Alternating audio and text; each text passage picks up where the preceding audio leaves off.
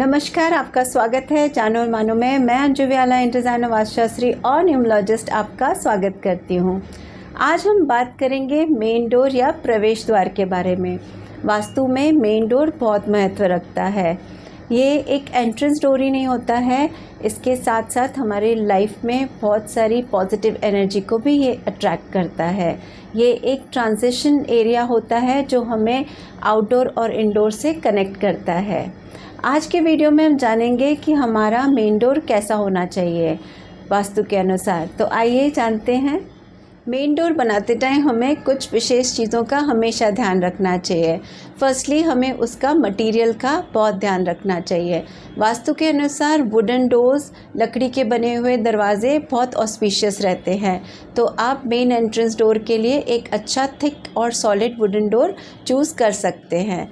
Secondly आपको ध्यान रखना है कि आपका मेन डोर बाकी सब घर के दरवाज़ों से बड़ा हो, हाइट में भी और लेंथ में भी।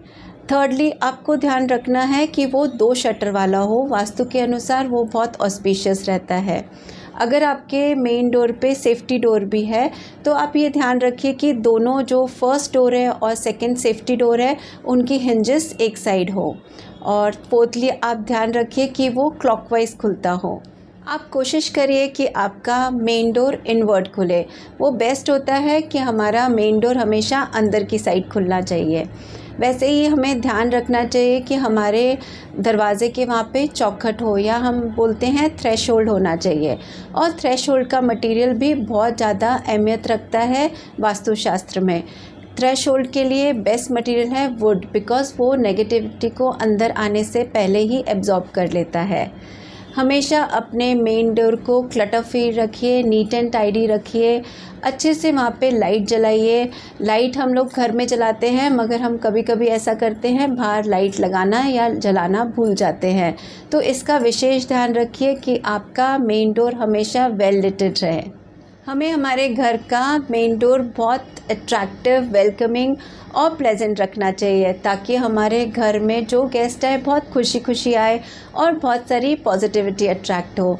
ऐसा करने के लिए हम अपने दरवाज़े पे तोरण लगा सकते हैं। मार्केट में बहुत आर्टिफिशियल ब्यूटीफुल तोरण अवेलेबल है, आप वो लगा सकते हैं। अगर आपके लिए फिजिबल है फ्रेश फ्लावर्स का, आम के पत्तों का, अशोका के पत्तों का तोरण लगाना, तो वो तो बेस्ट है ही। वैसे ही आप दरवाज़े के दोनों साइड प्लांटर्स रख सकते हैं। फ्रेश प्लांट्स रखें तो वो बहुत ऑस्पिशियस और बहुत अच्छा रहता है। अब हमने जान लिया किन बातों का हमें ध्यान रखना चाहिए मेन डोर बनाते टाइम। आइए अब हम जानते हैं किन चीज़ों को हमें अवॉइड करना चाहिए जब हम अपने घर का मेन डोर बना रहे हैं। तो आइए जानते हैं। सबसे पहली चीज़ जो हमें अवॉइड करना चाहिए वो irregular shapes of main door avoid करना चाहिए। कोशिश करिए कि आप अपने डोर को सिंपल रेक्टेंगुलर शेप का मेन डोर रखिए। मिनिमल कार्विंग होनी चाहिए, मिनिमल डिज़ाइनिंग होनी चाहिए, एक नीट एंड टाइडी आपका मेन डोर होना चाहिए। वैसे ही हमें स्लाइडिंग और सेल्फ क्लोजिंग डोर्स भी अवॉइड करना चाहिए। हमें लोहे से बने हुए मेन डोर और कांच से बने हुए मेन डोर भी अवॉइड करना चाहिए। मेन डोर के फिनिशिंग मटेरियल का हमें विशेष ध्यान रखना चाहिए। अगर हम लैमिनेट या विनियर यूज़ कर रहे हैं तो कोशिश करिए आप ब्लैक कलर अवॉइड करिए।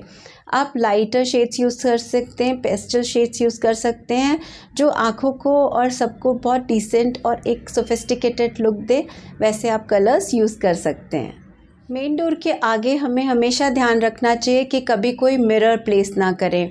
वैसे ही हमें कभी भी हैवी फर्नीचर अपने मेन डोर के सामने नहीं प्लेस करना चाहिए।